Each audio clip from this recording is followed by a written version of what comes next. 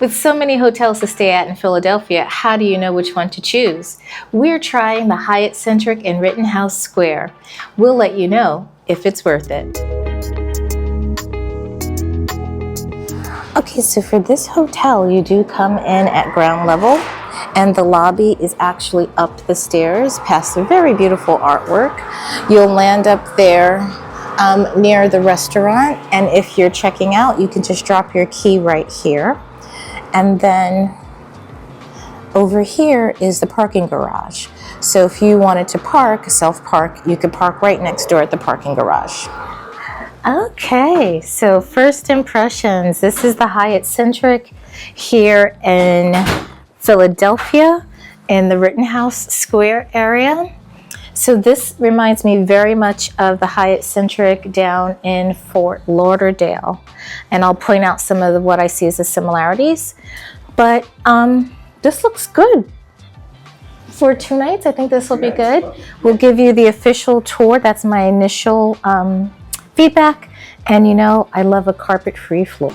This hotel is in the Rittenhouse Square area, as the name would indicate. We're going to give you a room tour starting right here at the door. This is room 909, and it's really just off of the elevator. When you come in, you have your climate control sensors here on the wall to your left. To the right is your bathroom. We'll go in there in a second. And then if you look to your left over here, you'll see that this could potentially be a connecting room if that was something that you wanted to do. So this, of course, is a smaller room. It's a city room. So when we turn the camera, you will see the extent of the rest of the room. Okay, so on the right here, you'll see that there are a number of hooks on the wall where you can hang your coats. And to the left, straight ahead there, you'll see the coat closet. And what makes that interesting is that there are a number of ways that you can get into that closet, which we're going to show you in just a moment. Now, this is a double queen room. So if we step inside the room, you will see that there are 2 queen beds here.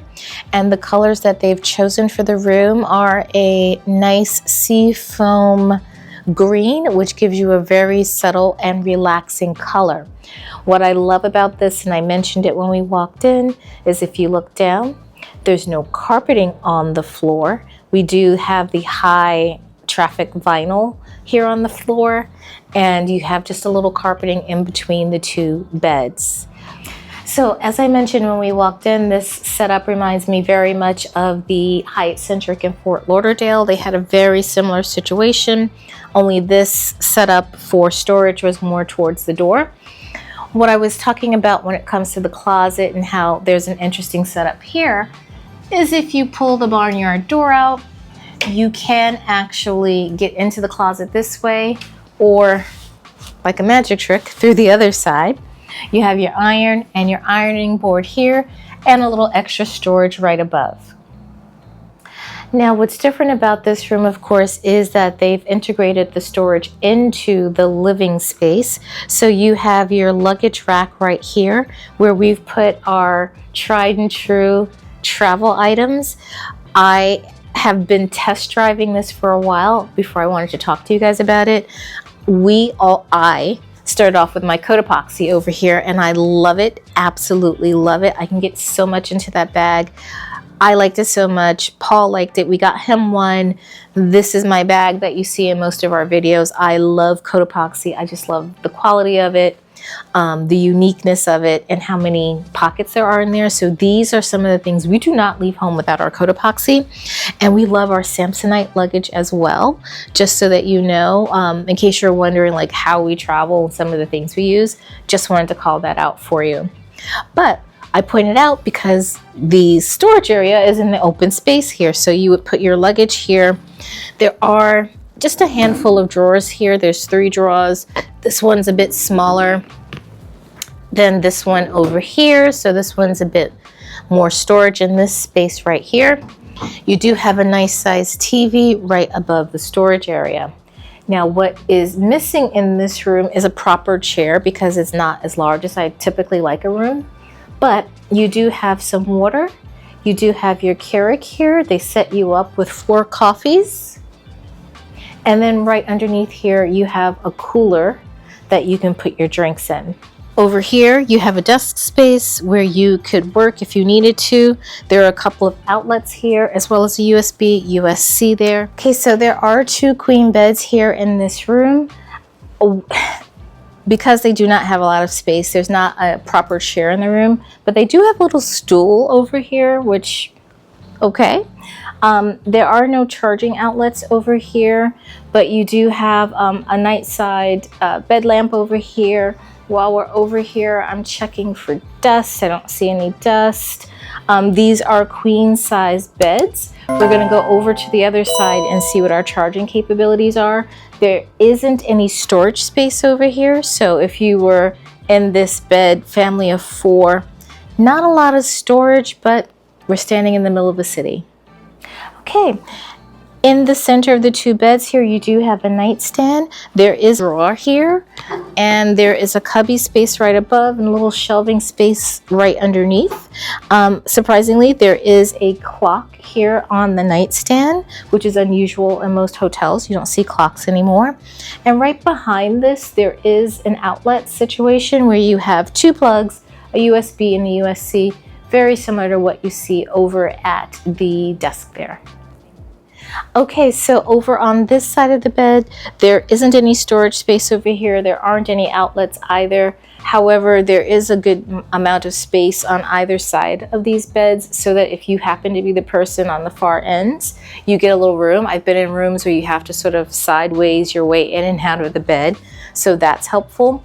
The other interesting thing about this building is if you pan up to the ceiling, we have exposed walls, the concrete from whatever this used to be. I'm not sure what this building was originally, but that's an interesting design choice. Very industrial, which comes through in some of the ironwork here at the bed as well. And the other thing I wanted to point out is in this top drawer, we have found the safe. So that does take away your storage space as far as drawers are concerned. So you really only have 2 drawers since that this one is containing the safe, and you probably could get your laptop in there without an issue. And even though you've lost the drawer space, there are a bunch of shelves. So there's shelving up here on both sides there, and we showed you the shelving in the closet.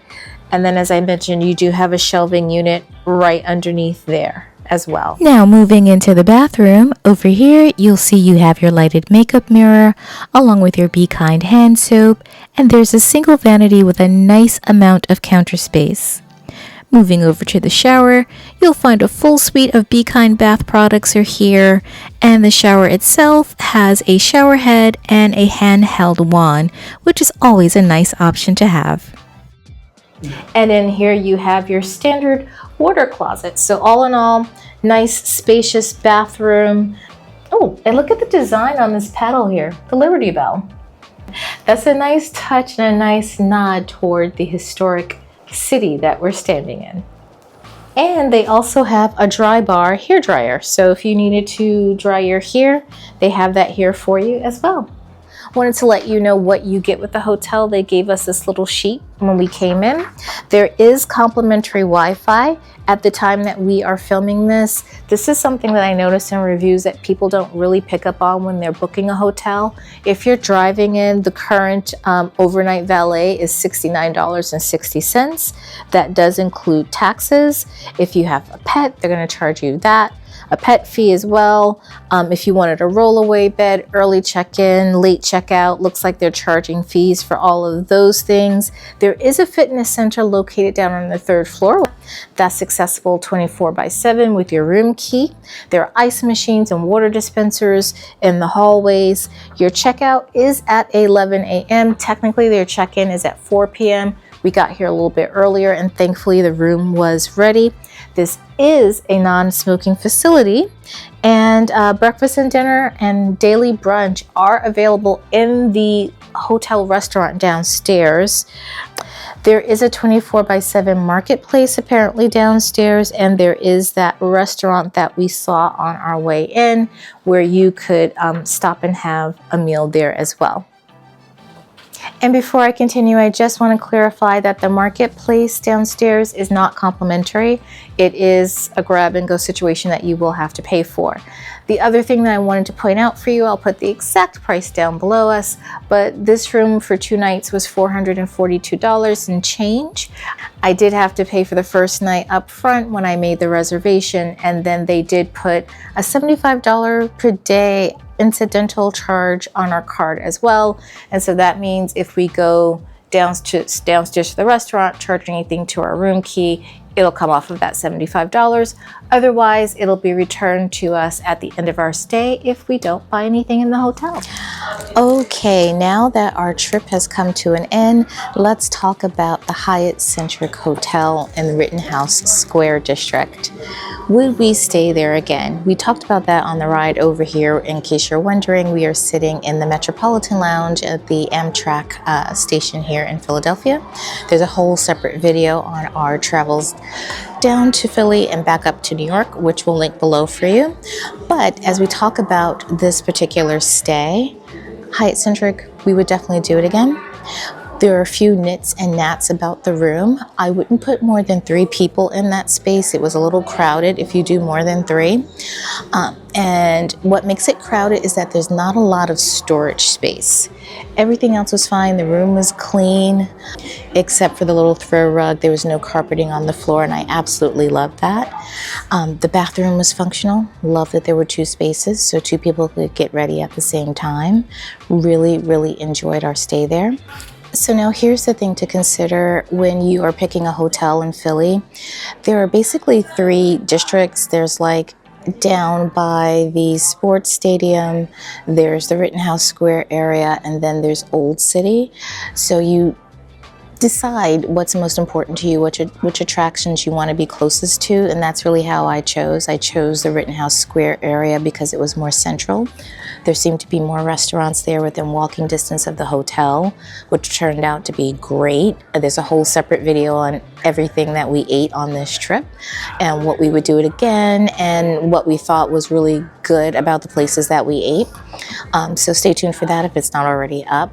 The other thing is Old City. Loved, loved, loved Old City. There were definitely hotels down there, but I noticed not a lot of restaurants within walking distance, the way that there were restaurants within walking distance in the Rittenhouse Square area. Also, you had shops. The other thing that I would say about it is that the Hyatt Centric I found to be completely reasonable in price. There are other places like the Rittenhouse Square Hotel.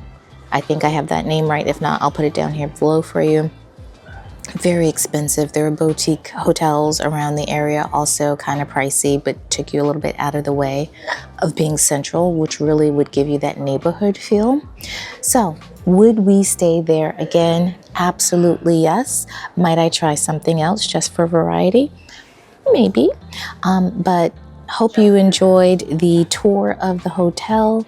Thank you so much for watching. Please remember to like, share, subscribe, and turn on the notification bell so that you know when the next adventure begins. And no matter where your adventures take you, we hope that you enjoy the journey. Bye now.